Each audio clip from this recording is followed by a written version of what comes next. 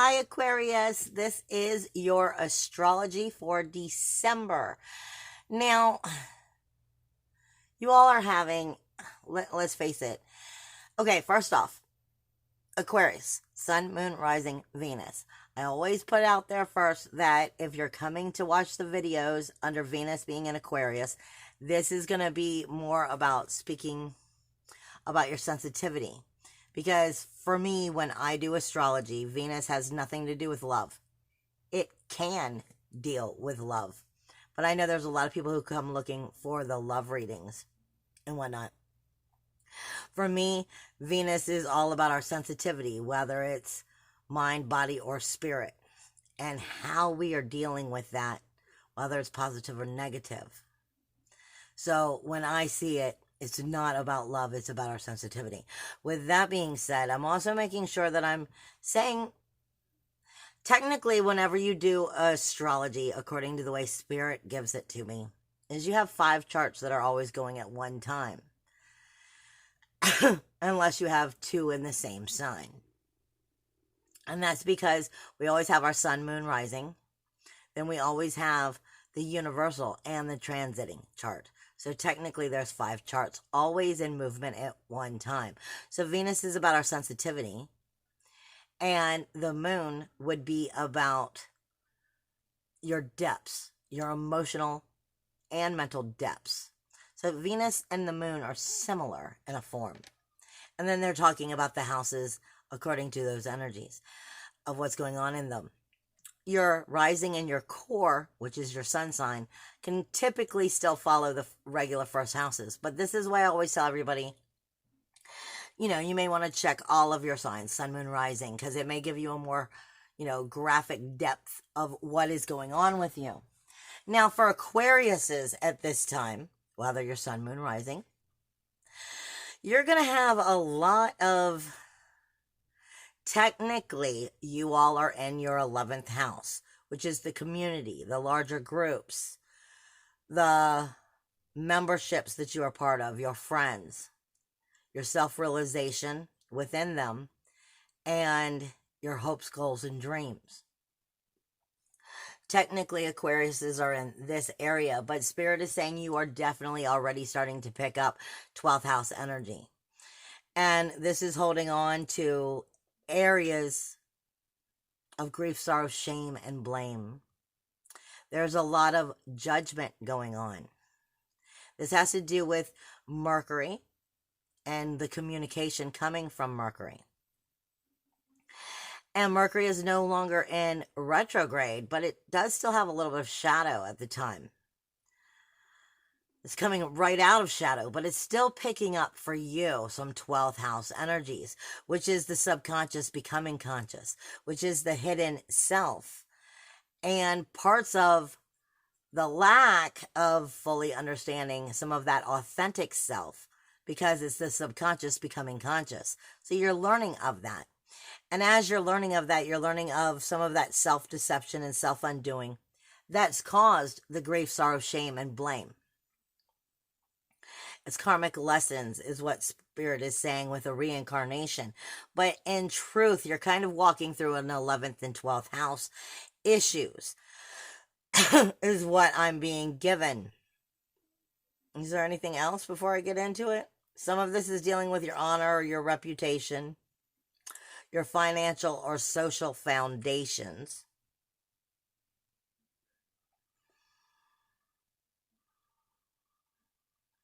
Where was it? I lost it. You did that way too fast.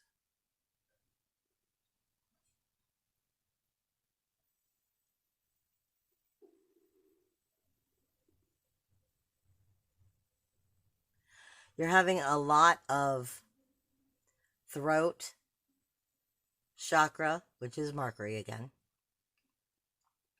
creative expression, or coming to new levels of understanding yourself in creative expression, and a lot of crown chakra. So I would say throat, eye, and crown chakras are definitely dealing with some unblockages. They're saying unblockages with self-worth or self-value. and proper communication,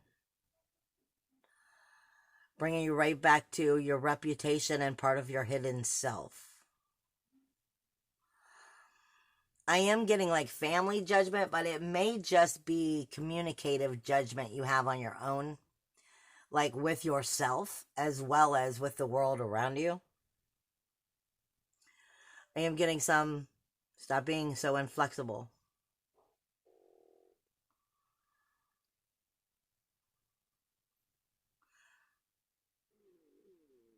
My stomach is making all kinds of noises. If you hear it, I apologize. I'm getting some inflexibility because you may want to go at your own pace, and that may not be the right pace. But a lot of this definitely is going to have to do with you working through some 12th house issues that are starting to come up, and mainly, you know, your outer community, those larger groups, friends. We'll take a better look as we get into the astrology itself. Now, since this is for December, I'm going to back up for just a minute. I'm going to remind you, Venus has moved into Capricorn, and that is your 12th house. That is the subconscious where it's becoming conscious. That is the grief, sorrow, shame. That is the self-deception and self-undoing. The hidden self, and where the self-sacrifices have been made and karmic debts need to be paid for the healing to come out. Venus moved in on the 25th of November, and it's actually going to be there until the 20th of December. So that is bringing extra sensitivity to you. And then it moves into your first house on the 20th. Neptune went direct on the 27th of November. And it's in Pisces. Now, it's been in Pisces for a very long time, but this time, Neptune being in retrograde and direct, actually, isn't quite the same as it's been for the, like the 10 to 15 years it's been here, because Lilith has been moving through. So it's definitely been bringing up darker aspects of where are you not standing in your fire and creating quite from that soul fire, and where is that egotistical versus soulful. And I'm explaining that because on the 27th it went direct. However, let's not forget, it's still in shadow. Now, on the 2nd of December, Jupiter is moving into Capricorn. For you, Aquarius, this is your 12th house. This is bringing that abundance into that 12th house, which is a good thing. It'll be here for a year, but it will definitely make you broaden your depths of yourself, your higher self. That whole not third chakra. Maybe for some of you it is, but what I'm actually speaking of is the third eye and the crown. It's going to make it so much more broader, so much more illuminated, so much more in ascension and growing and maturing over this time, because you're going to be going through some of the subconscious becoming conscious and healing energies. Now, Mercury has moved into Sagittarius, which is your communication, not your communication. It is your community house. It is the community as well as the self-realization and hopes and dreams. You have the full moon taking place on the 12th in Cancer. When we get there, we'll go over it. Again, Venus moves into Aquarius, your sign, on the 20th, which is good and it is bad. That all really depends on where you take it. And I say it that way because I don't sugarcoat shit. Venus can bring extra loving sensitivity to you and can bring that compassion and that character of how to communicate in a very positive way so that you can get what you want. But Venus is also going to be speaking to you about the things that are very uncomfortable for you in that first house. We'll go over that in a minute. The sun moves into Capricorn on the 21st, illuminating more of that 12th house. Then you have the new moon on the 26th in Capricorn, bringing extra healing to that 12th house.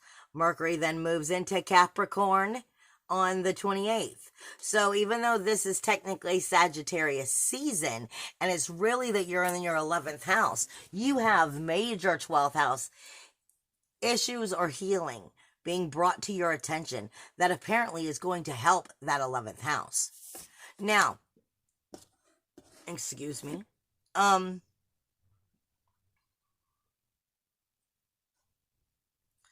Yeah, I'm definitely getting a lot of throat chakra, a lot of Mercury, some illumination, sun core energy in that energy.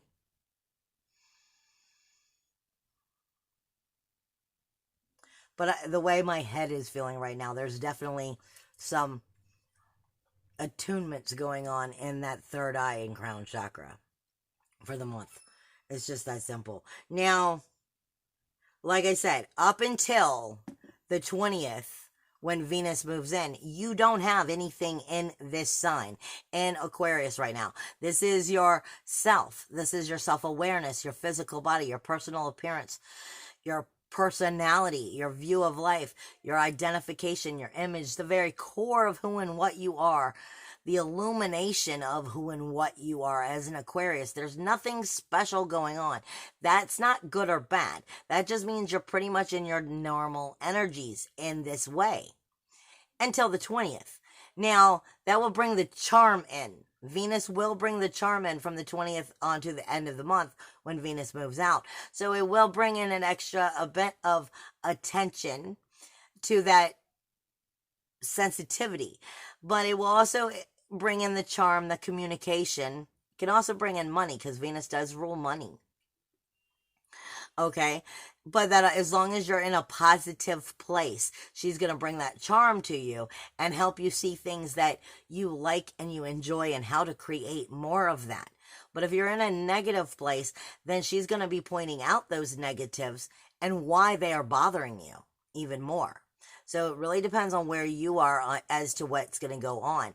And that's going to mainly take place after the 20th. Prior to that, you're kind of in your normal feels. And I will admit, it seems like with the energies that are going on and all these shifting energies and major life-changing energies that are going on in astrology, I will state that it seems like the ones that are really having the hardest time to me in the readings that I've been doing are air signs. And it's because the energies aren't moving. They're very heavy and very bold, and they're very, I'm in your face and I'm not moving. And you guys are more go with the flow because of your being air. And it's like they're not breathing. It's like they're just, and they won't let you go. So I'm being honest. It feels like these energies are really pushing on you for you to rise to your next level. And that seems like it's putting a lot on your shoulders, is the way I'm perceiving it from what I'm getting from most of the readings that I've been doing. Now, as you come into the second house, like I said, okay, the first house doesn't have much going on in it until the 20th when Venus moves in. But the second house kind of goes back to that first house, and it's talking about your value, your self-worth, your self-value, your self-esteem, your liberation itself, and how you feel about that.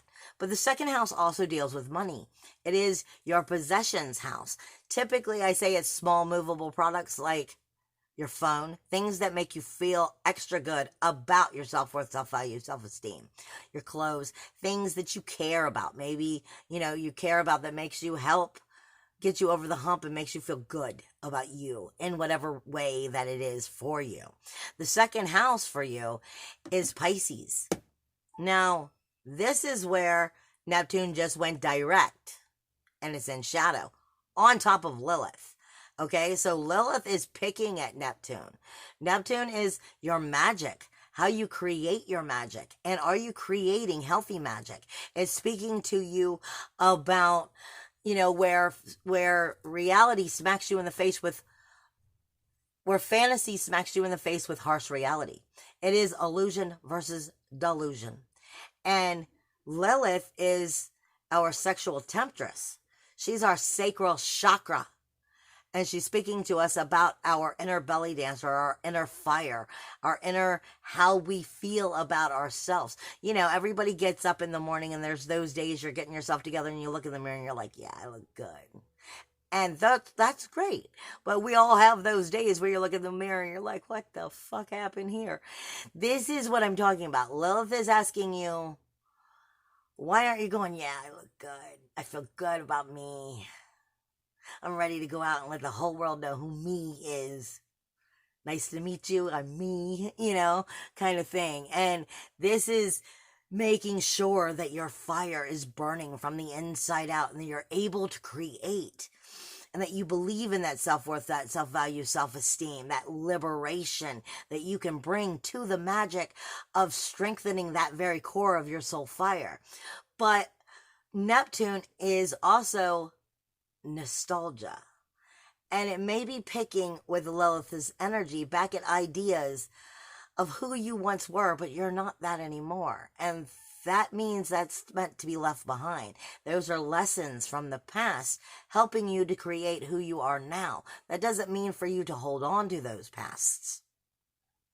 Because I feel the 12th house energy is in this. Even though it's definitely energies, I feel like for some of you it is in this because you're holding on to self-sacrifice. And what's been done in the past has kept you in some areas of fully feeling like you're in your power of your liberation and truly feeling good about yourself. Now, I do see that it is talking to...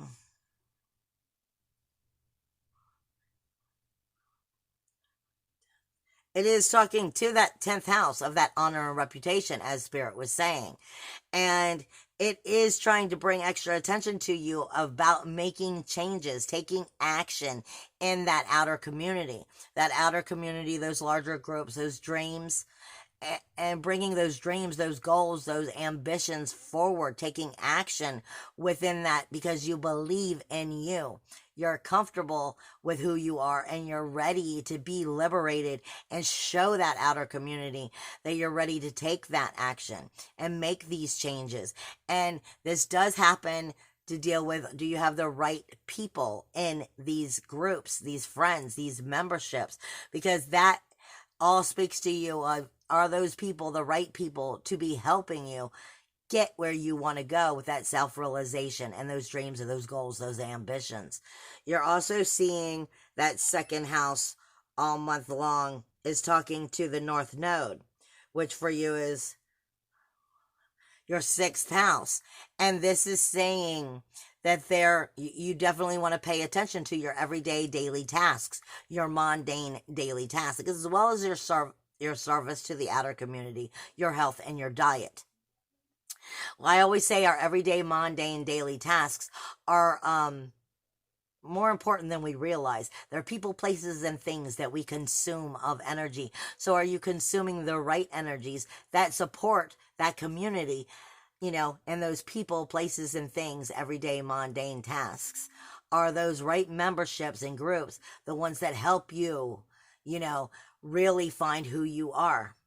And help you with the energies that you are consuming in these daily tasks, as well as your health and diet, help you get back to that self-worth, self-value, and self-esteem, and strengthen that core energy, which bounces it right back to your 1st house, which is your self-realization, your self-realization, your awareness, your physical body, your appearance, your view of life, your ambition. But Spirit is saying this has everything to do with making sure you have the right community and the right members or friendships there helping you to get to that next point. That's still 12th house energy that you're overcoming. That's going to help you move forward in the next, month, but especially throughout the year. And making sure that you have the right people here will help that 12th house strengthen that 1st and 2nd house as you start to catapult into the next 20 years. Okay? This is why it's so important right now. Now, what else? Is there anything else that I know for sure it's talking to? I'm not counting the moon. It is fighting Mercury in that 11th house, though. So there is part of your communication and strategic thinking, which, is not necessarily getting along with that 2nd house. So you may still doubt yourself, But this is about overcoming doubting. That's really what this is. This is about overcoming doubting yourself, because you're not going to move forward if you continuously doubt yourself.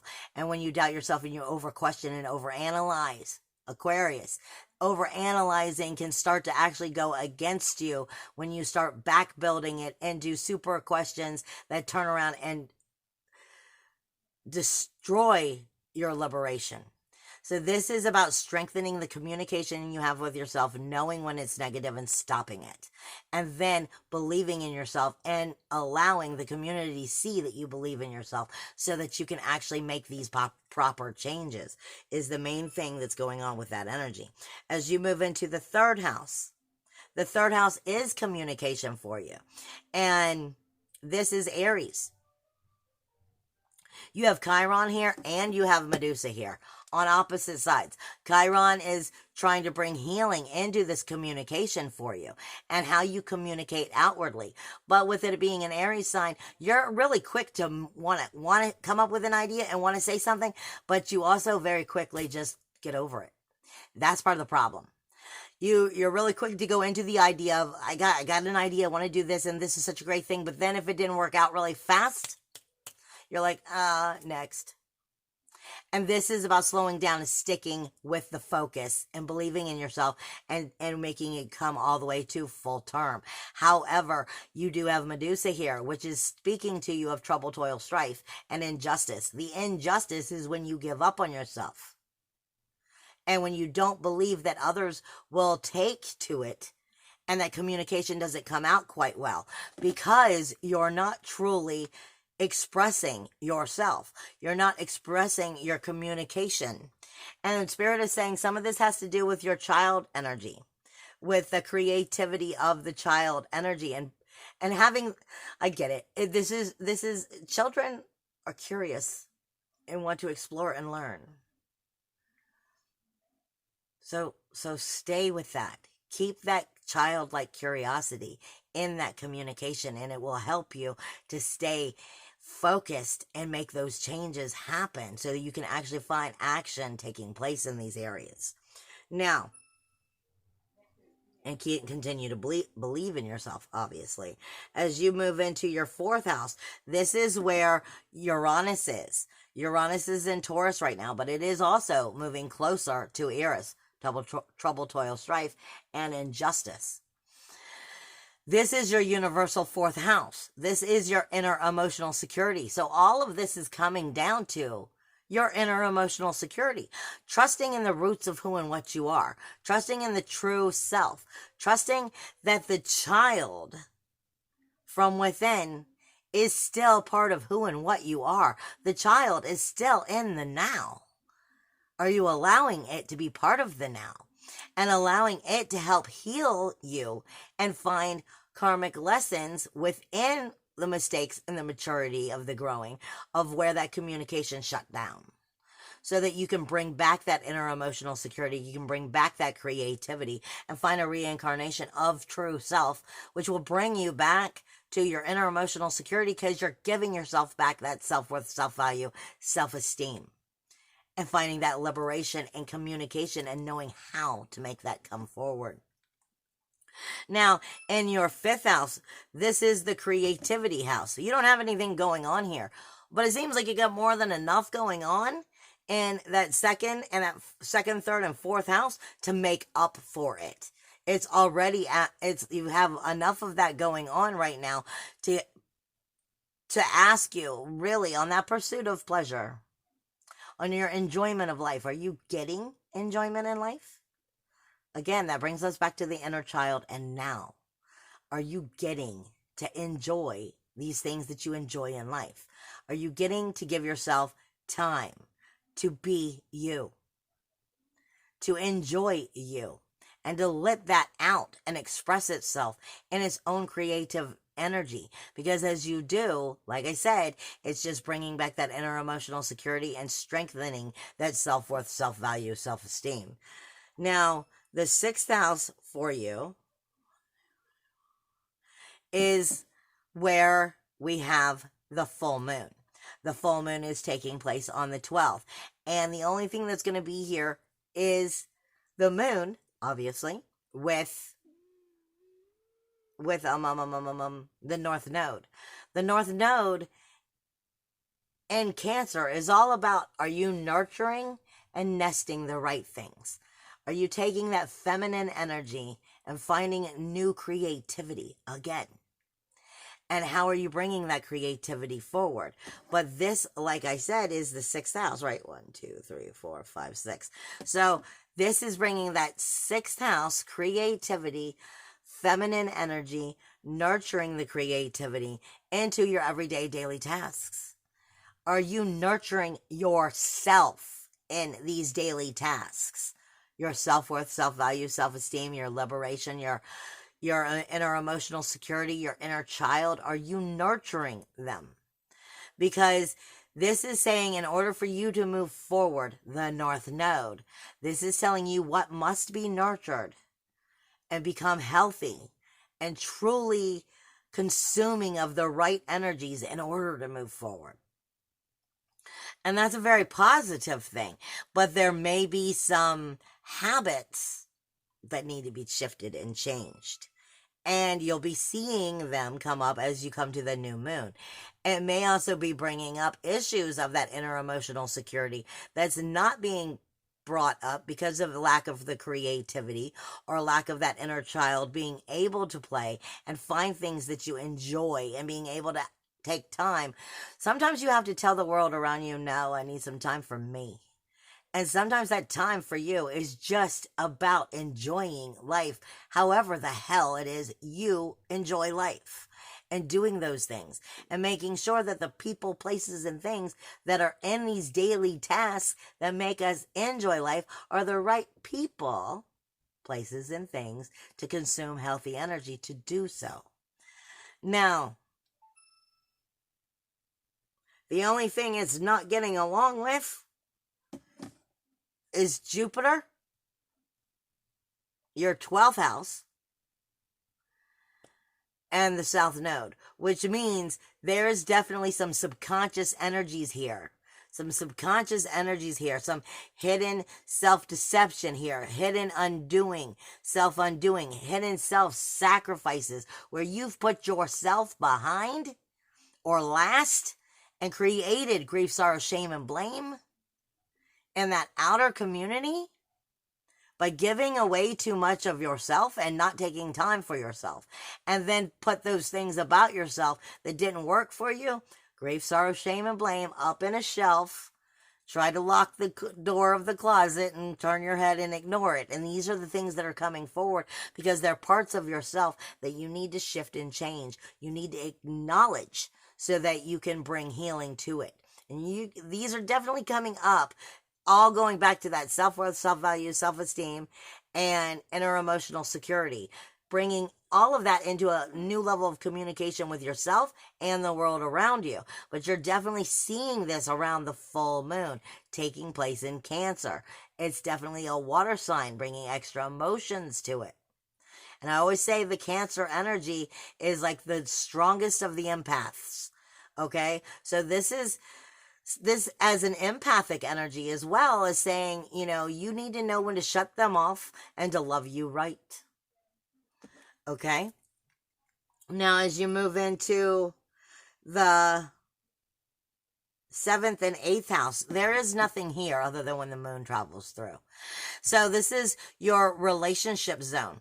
This means that there's nothing there to influence it or to go for it or against it. And the relationship zone, there's nothing there to make it go better or worse. It's just you're in your normal energy. The rules, the walls, the boundaries of these relationships, there's nothing influencing it, taking from it, or giving to it.